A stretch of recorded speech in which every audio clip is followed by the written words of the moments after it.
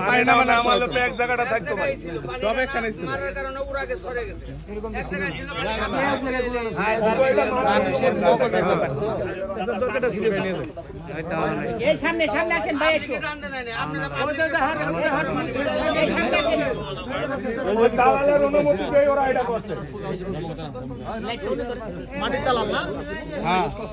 পয়সা যে চিহ্ন মুইছা দাও শেষ এরকম বড় চিহ্ন মুইছা যে ওটা চিহ্ন মুইছা দাও